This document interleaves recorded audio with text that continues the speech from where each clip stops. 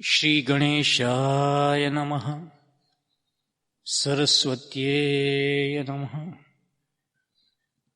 श्री सद्गुरुदेव परमात्मने नमः। श्री रामचंद्राय नमः। श्री योगेश्वर श्री कृष्णाय नमः। मूकं करोति वाचालं पंगुं लंघयते गिरिं यत्कृपातमहं वन्दे परमानंदमाधवम्। श्री पुरुषोत्तम योग गीता के 15वें अध्याय का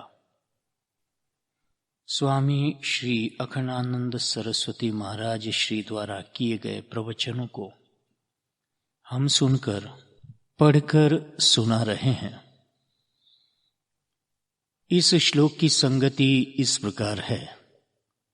अब भगवान इस अध्याय के ज्ञान का फल बतलाते हैं कि इसे जानकर कुछ जानना नहीं रह जाता, कुछ करना शेष नहीं रह जाता, वह कृतकृत्य हो जाता है। श्लोक इस प्रकार है। इति गुह्यतमं शास्त्र मिदमुक्तं मया नघ एतत् बुद्ध्वा बुद्धिमान् स्यात् कृतकृत्यश्च भारत।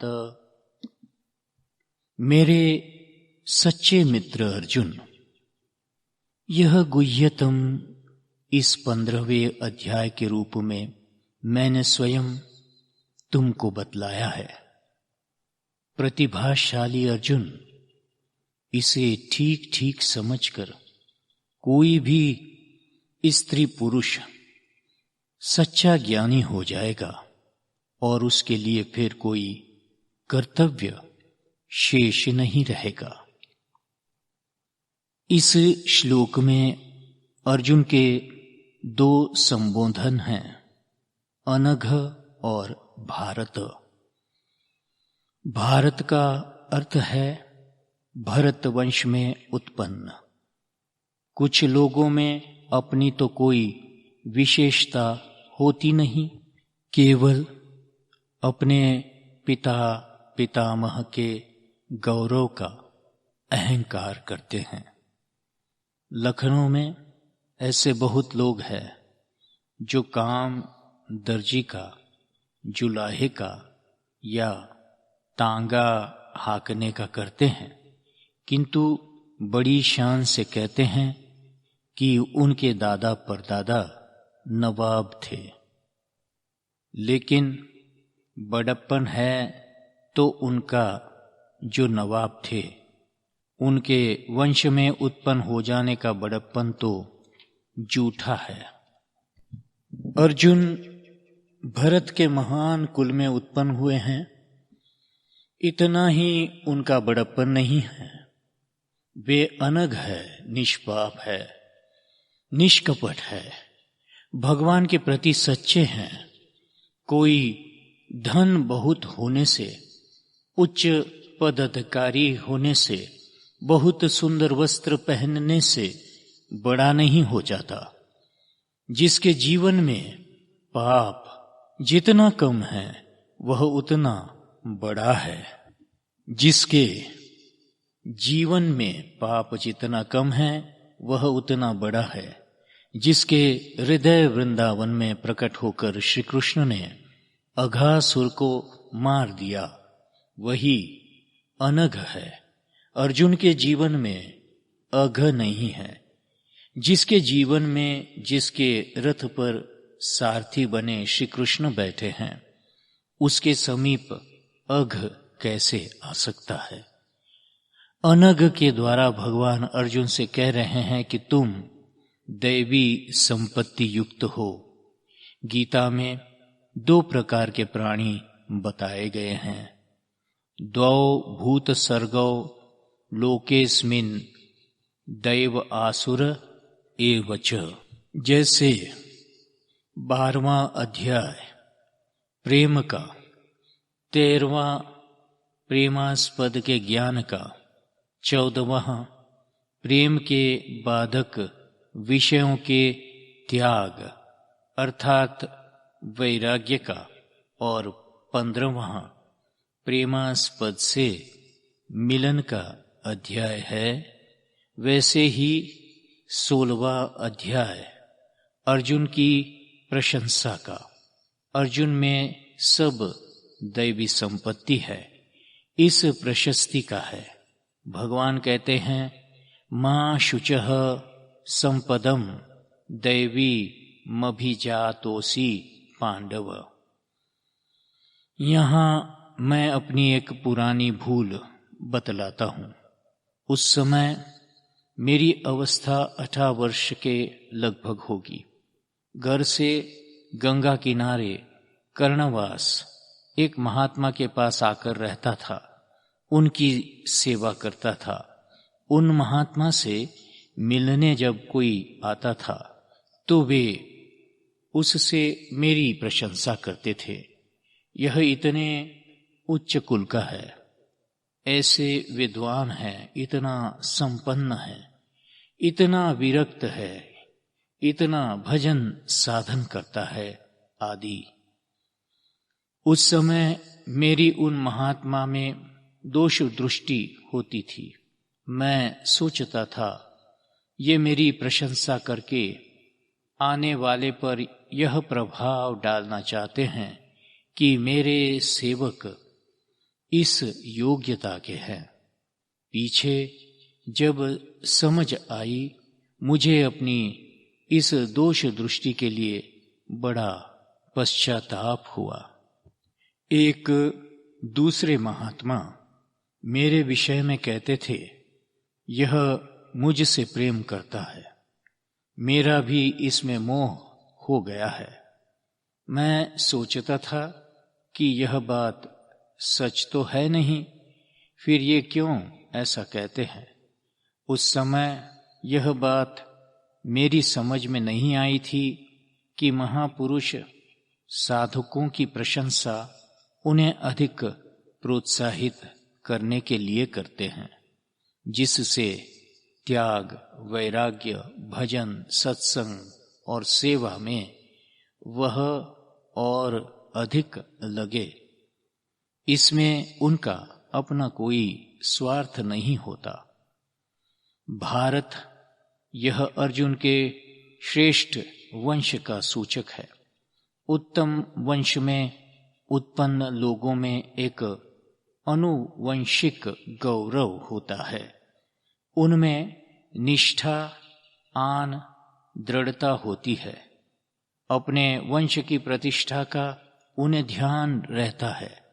अतः हीन कर्म करना वे अपने वंश की हीनता मानते हैं और लक्ष्य प्राप्त करने में दृढ़ होते हैं। अनघ और भारत के द्वारा अर्जुन को भगवान ने इस पुरुषोत्तम तत्व के ज्ञान का अधिकारी सूचित किया है। इति गुह्यतमं शास्त्रम, शास्त्र को शासनात् शंसनादपि शास्त्र कहते हैं। शासनात्मक शास्त्र विधि का निर्देश करता है। यह करो, यह मत करो, इस प्रकार के नियम बनाता है। यह कानून बनाता है। कर्तव्य अकर्तव्य का निर्णायक शास्त्र शासनात्मक है। शास्त्र का दूसरा रूप है तथ्य का यथावत निरूपण। जिस वस्तु में जैसा गुण, जैसे धर्म है, उनका ठीक ठीक वर्णन कर देना, यह शास्त्र शासन के नियंत्रण में नहीं होता। जैसे विज्ञान वेत्ता के लिए शासन यह नियम नहीं बना सकता कि तुम इस वस्तु में यही गुण बताना, यह मत बताना। उसे तो अपनी खोज में जो ज्ञात हो उसे ही बताना पड़ेगा। स्मृतियां विधान शास्त्र है। वे शासन के लिए विधि निर्देश करती है, इसलिए शास्त्र है। स्मृति ने कहा, सूर्योदय और सूर्यास्त के समय सोना उचित नहीं है। सूर्योदये चास्तमिते च शायिनं विमुञ्चति श्रीरपि चक्रपाणिम्। भगवान विष्णु भी सूर्योदय अथवा सूर्यास्त के समय सोते रहें तो लक्ष्मी जी उन्हें छोड़कर चली जाएगी। यह विधान है। शास्त्र का यह शासनात्मक रूप है। शास्त्र का दूसरा रूप शंसनात्मक है, जिसमें जगत, जीव और ईश्वर इन तीनों का स्वरूप बतलाया गया है और इन तीनों में अनुस्यूत मूल तत्व का प्रतिपादन है।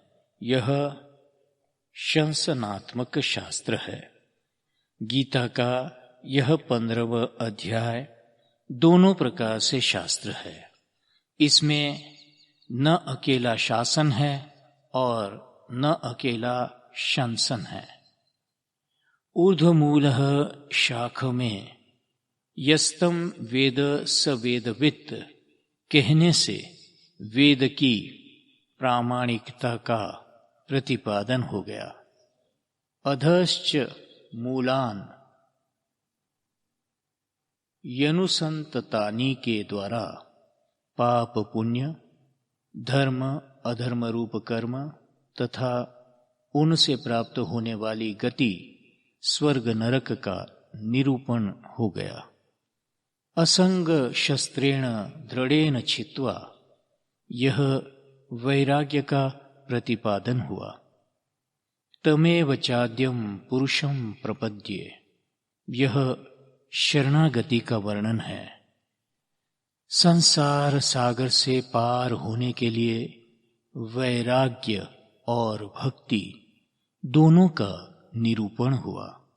जीवन में केवल वैराग्य तथा भक्ति ही नहीं, सद्गुण भी चाहिए। अतः निर्माण मोह के द्वारा सद्गुणों का प्रतिपादन भी इसमें हुआ। यह संसार सुख दुख देने वाले द्वंद्वों से पूर्ण है। अतएव इससे छूटने के लिए परमात्म तत्व के ज्ञान की जिज्ञासा होनी चाहिए। यतः प्रवृत्ति ही प्रसूता पुराणी आदि के द्वारा जिज्ञासा का प्रतिपादन किया।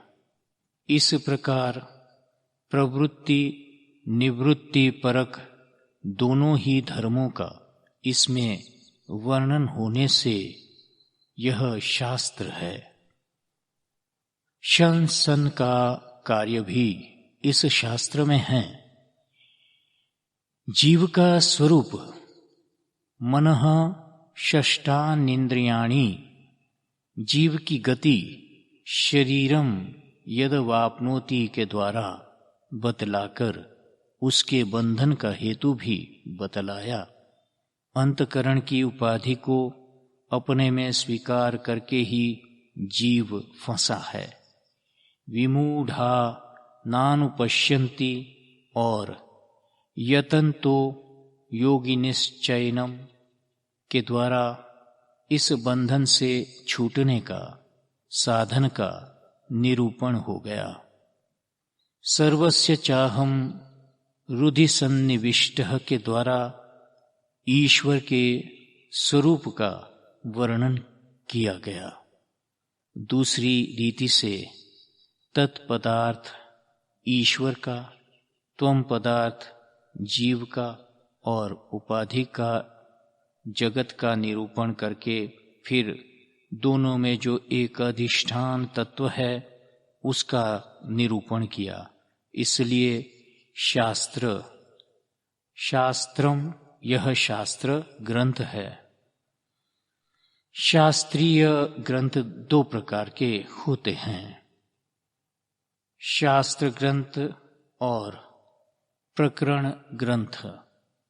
जो ग्रंथ शास्त्र के एक अंश को लेकर जीवन के एक भाग के लिए उपयोगी निरूपण करता है, उसे प्रकरण ग्रंथ कहते हैं। जैसे विचार सागर, पंचदशी आदि प्रकरण ग्रंथ है।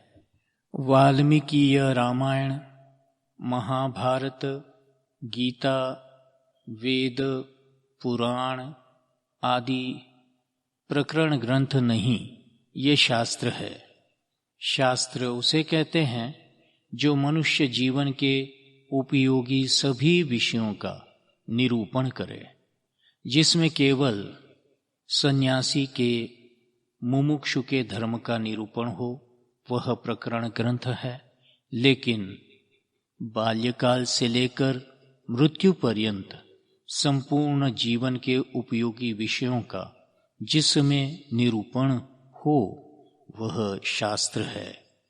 जीवन में केवल मोक्ष ही पुरुषार्थ नहीं है, अर्थ, धर्म और काम भी पुरुषार्थ है। जीवन में अर्थ, धर्म, काम की भी आवश्यकता है, उपयोगिता है।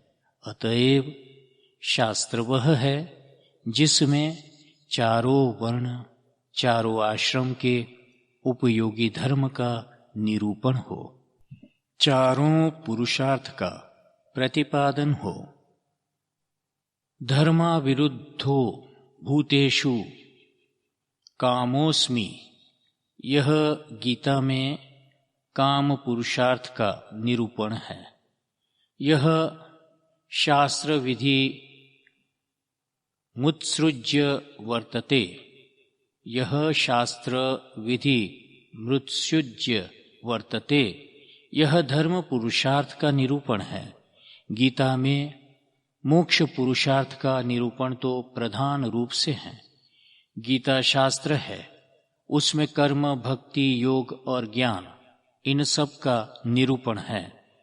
कर्मयोग अर्थात प्रवृत्ति का भी उसमें निरूपण है और संन्यास योग अर्थात निवृत्ति का भी उसमें निरूपण है। गुह्यतमं शास्त्रम, गुह्य शास्त्र धर्म शास्त्र है। गुह्यतर शास्त्र उपासना शास्त्र है और गुह्यतम शास्त्र पुरुषोत्तम तत्व का ज्ञान है।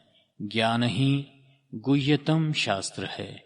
भगवान ने गीता में ही कहा, इदं तु ते गुह्यतमं प्रवक्ष्याम्य न सूयवे इति ते ज्ञानमाख्यातं गुह्यात् गुह्यतरम मया। अथवा संपूर्ण गीता ही गुह्यतम शास्त्र है। गीता को सुनकर अंत में संजय ने धृतराष्ट्र से कहा, व्यास प्रसादात् श्रु तवाने तद गुह्यमहं परम। इस गीता शास्त्र में केवल साधन का ही निरूपण नहीं है, जीव जगत तथा ईश्वर तत्व का, कार्य कारण तत्व का निरूपण करके उनमें अधिष्ठान रूप से विद्यमान ब्रह्म का प्रतिपादन है। संपूर्ण गीता के समान यह गीता का 15वां अध्याय भी गुह्यतम शास्त्र है। इदम मया उक्तम, इसमें वक्ता के स्वस्वरूप को बताकर वर्णन की प्रामाणिकता बता दी गई। कोई कहे कि मैंने किसी से सुना है, दूसरा कहे कि मैंने पड़ोसियों से सुना है, तीसरा कहे कि मैंने स्वयं सुना है, और जिसके संबंध की बात हो वह स्वयं कहे। इसमें प्रामाणिकता उत्तरोत्तर बढ़ती गई। व्यास जी ने और दूसरे ऋषियों ने पुरुषोत्तम तत्व का वर्णन किया है, किंतु यहाँ स्वयं पुरुषोत्तम अपने स्वरूप का वर्णन करने वाले हैं। अतएव यहाँ वर्णन महत्वपूर्ण हो गया। जब कोई बात संसार के संबंध में कही जाती है तब उसमें साक्षी होता है, उसकी प्रामाणिकता की जांच वहां जाकर की जा सकती है। किंतु जब बात परमार्थ तत्व के संबंध में कही हो तो केवल कहने वाले की प्रामाणिकता से ही बात प्रामाणिक होती है, क्योंकि परमार्थ तत्व को किसी भी इंद्रिय से जाना नहीं जा सकता, उसमें किसी की साक्षी नहीं बन सकती, मन और इंद्रियों की भी उसमें पहुंच नहीं है। अतएव परमार्थ के विषय में अनुभवी पुरुष की बात पर ही विश्वास करना पड़ता है। यहाँ स्वयं पुरुषोत्तम वक्ता है, अतः उनकी बात की प्रामाणिकता स्वतः सिद्ध है। एतद् बुद्ध्वा बुद्धिमान स्यात्, इसे जानकर मनुष्य बुद्धिमान हो जाता है। इसमें बुद्धिमान का क्या अर्थ है?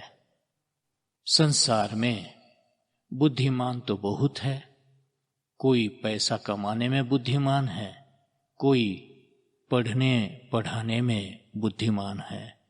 संसार में अनेक कार्य है और उनमें बुद्धिमान भी भिन्न भिन्न प्रकार के हैं।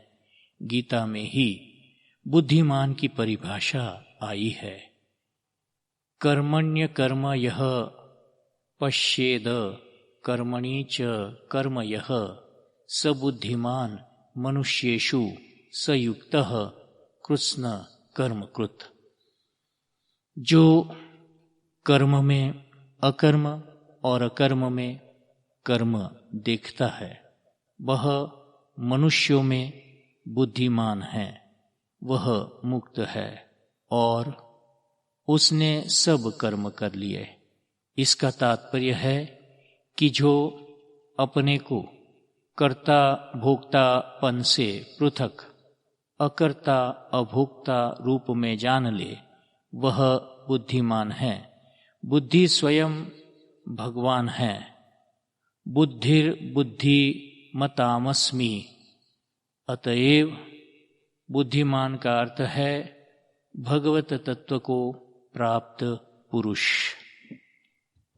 अनघ और भरत, इन दोनों संबोधनों के द्वारा भगवान ने सूचित किया कि अर्जुन पवित्र वंश में उत्पन्न है तथा स्वयं पवित्र है। अतः वे पुरुषोत्तम तत्व के श्रवण के अधिकारी है। यदि अधिकारी का निरूपण न हो तो गुह्यतम कहना व्यर्थ हो जाएगा। गोपनीय बात चाहे जिससे नहीं की जा सकती। फलस्वामित्व ही अधिकारित्व है। जैसे किसी व्यक्ति ने किसी दूसरे व्यक्ति के खेत को जोता बोया, किंतु जब फसल काटने का समय आया तो भूमि के स्वामी ने कह दिया, तुम कौन होते हो? भूमि मेरी है, अतः फसल भी मेरी है। इसलिए अधिकारी वही है जो फल का स्वामी बन सके। जिसे सुनाया जा रहा है वह सुनकर उसे धारण कर सके, तब वह अधिकारी है। कोई बहुत दिनों से वेदांत का श्रवण करता हो और उसे कोई कह दे, तुम तो सुखी दुखी होने वाले हो, पाप पुण्य के करता हो, तुम्हारा जन्म मरण कहाँ छूटा है, और यह सुनकर वह चिंतित हो उठे, तो वेदांत श्रवण का फल कहाँ मिला उसे? परिच्छिन्नता का भ्रम उसका नहीं मिटा। वैसे वेदांत श्रवण करके वह जैसा ब्रह्म है वैसा ही ब्रह्म ऊट भी है। शम दम आदि साधन संपत्ति से अंतकरण शुद्ध हो गया हो और तत्पदार्थ तथा त्वम पदार्थ का शोधन हो चुका हो, तब तत्वमस्यादि महावाक्य श्रवण से जैसी ब्रह्माकार वृत्ति होती है, वैसी वृत्ति यदि नहीं हुई तो वेदांत का बार बार श्रवण करने वाले तथा ऊंट, हाथी आदि पशुओं में क्या अंतर है? ब्रह्म तो दोनों है ही। विशेषता तो अविद्या निवर्तक वृत्ति की उत्पत्ति में है। वैसे श्रवण करते करते भी अधिकार आता है, अतः श्रवण व्यर्थ नहीं है। अर्जुन श्रवण का अधिकारी है। यह भगवान ने अनघ और भारत से सूचित किया। मया उक्तम, श्रोता का अधिकार बताकर वक्ता का महत्व बतलाते हैं। वक्ता वही हो सकता है जो पुरुषोत्तम हो। आचार्य कौन है? भगवान कहते हैं, आचार्यम माम विजानीयात। आचार्य को मेरा ही स्वरूप समझो और उन्हें मनुष्य मानकर कभी उनका अपमान मत करो। श्रीमद् भागवत के 7वें स्कंद में देवर्षि नारद जी ने प्रहलाद को बताया, यस्य साक्षात् भगवती ज्ञानदीप प्रदे गुरो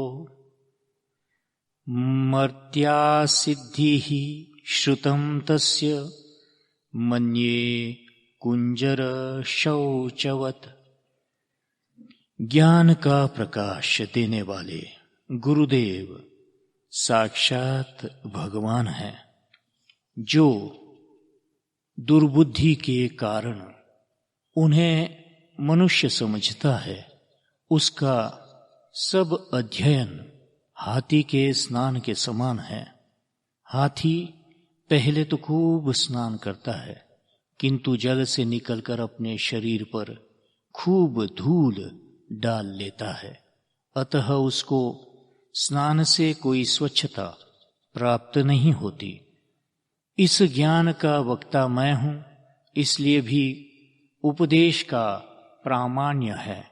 क्योंकि मैं वेदांत कृत हूं, इसलिए मेरी वाणी वेदांत समन्वित है। मैं वेदवित् हूं, इसलिए वेदों का जो परम एवं चरम तात्पर्य है वही मैं सुना रहा हूं। जो अधिष्ठान सहित प्रपंच को जानता है वही वेदवित् होता है। मैं तो स्वयं सर्वा अधिष्ठान ही हूं। प्रपन्ना पारिजात तोत्र वैत्रे कपाणी ज्ञान मुद्र पार्थ सारथी भगवान श्री कृष्ण अर्जुन से अपना ठीक ठीक परिचय बतलाने के बाद कि मैं ही पुरुषोत्तम ब्रह्म हूं, जब यह कहते हैं कि इस गुह्यतम शास्त्र का वक्ता मैं हूं, तब इस शास्त्र की महत्ता, प्रामाणिकता, सार्वत्ता में अपने आप ही 4 चांद लग जाते हैं। इसी उद्देश्य से भगवान ने यहां कहा है, मया उक्तम। गुह्यतम, सबके ही जीवन में कुछ न कुछ बात गोपनीय होती है। माता की बात पत्नी से और पत्नी की बात माता से छिपानी पड़ती है। परमात्मा का ज्ञान ऐसा नहीं है कि उसे बाजार में कहते फिरा जाए, मुझे ईश्वर का दर्शन हुआ है। यह बात गुप्त रखने की है, सबको बतलाने की नहीं है। किसी अत्यंत प्रिय श्रद्धालु अधिकारी से ही यह कहा जाता है। स बुद्धिमान मनुष्येषु कृतकृत्यश्च। बुद्धिमान होने से ही वह कृतकृत्य है। कर्तव्य, करणीय और कृत्य, ये तीनों शब्द एकार्थक है। जीवन में इतने कर्तव्य है कि उन्हें कोई व्यक्ति पूरा कर ही नहीं सकता। अधूरे कर्तव्य उसे छोड़ने पड़ेंगे और कर्तव्य अधूरे रहेंगे तो उनके लिए वह पश्चाताप करता हुआ ही मरेगा। मेरे एक मित्र मुझसे गोरखपुर में मिलने आए। वे वाराणसी के थे और कांग्रेस के नेता थे। उस समय वे पागल जैसे हो रहे थे। वे कहते थे, मैं सत्याग्रह आंदोलन में लगा रहा और मेरी पत्नी ठीक चिकित्सा के बिना मर गई। उन्हें मैंने समझाया कि जिस पत्नी को सुख पहुंचाने का कर्तव्य तुमने उसके जीवन में पूरा नहीं किया, अब उसको सुख पहुंचाने का कर्तव्य पूरा करो। उसके निमित्त जप करो, गीता रामायण का पाठ करो, दान करो, ब्राह्मणों को भोजन कराओ। यह सब करने से उनका पागलपन दूर हो गया। कर्तव्य दुख मार्तंड ज्वाला दग्धांतरात्मनः कुतः प्रशमपीयूष धारासारमृते सुखम। यह कर्तव्य रह गया, यह पूरा करना है। इस प्रकार कर्तव्य के दुख रूपी सूर्य की ज्वाला से जिनका अंतकरण जल रहा है, उन्हें सुख शांति का अमृत कैसे प्राप्त हो सकता है। माता पिता, भाई मित्र, पत्नी पुत्र ही नहीं, ऐसे संबंधी भी होते हैं जिनके संबंध तक का स्मरण नहीं रहता। कोई संबंध है, इतने स्मरण से ही उनके प्रति भी कर्तव्य हो जाता है। अपने प्रति, संबंधियों के प्रति, गुरु के प्रति, शिष्य के प्रति, पड़ोसी के प्रति, जाति के प्रति, देश के प्रति, धर्म के प्रति, देवताओं के प्रति इतने कर्तव्य है व्यक्ति के साथ कि उनका सबका निर्वाह वह कभी कर ही नहीं सकता। इसलिए इन कर्तव्यों से छुटकारा पाने के लिए समझदार बनना होगा। मनुष्य पर देवताओं का ऋण है, क्योंकि सूर्य प्रकाश देता है, अग्नि उष्णता देता है, वायु प्राण देता है। हमारी इंद्रियों में देवता ही शक्ति देते हैं। ऋषियों का ऋण हम पर है, क्योंकि हमने जो कुछ सीखा पढ़ा है सब ऋषियों की परंपरा से आया ज्ञान है। पितरों का ऋण तो स्पष्ट है, क्योंकि माता पिता ने हमको पाला पोसा। इस प्रकार इन सब के प्रति हमारे कर्तव्य है।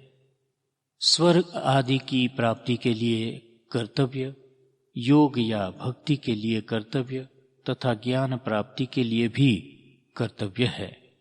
भगवान ने कहा कि सब कर्तव्यों से, सब ऋणों से छूटने का उपाय है। देवर्षि भूतात् पनृणाम पितॄणाम न किंकरो नायमृणी च राजन् सर्वात्मना यह शरणं शरण्यं गतो मुकुंदम परिरुत्य कर्तम। श्रीमद् भागवत में वह उपाय बतलाते हुए शुकदेव जी कहते हैं, राजन, जो कोई भी अपने कर्तव्य बंधन को काटकर सर्वात्मना शरणागत वत्सल भगवान मुकुंद की शरण ग्रहण कर लेता है, वह देवता, ऋषि, प्राणी, गुरुजन, नर, पितर किसी का भी ऋणी नहीं रहता और न तो किंकर ही रहता है, अर्थात वह संपूर्ण ऋणानुबंधों और कर्तव्यों से मुक्त हो जाता है।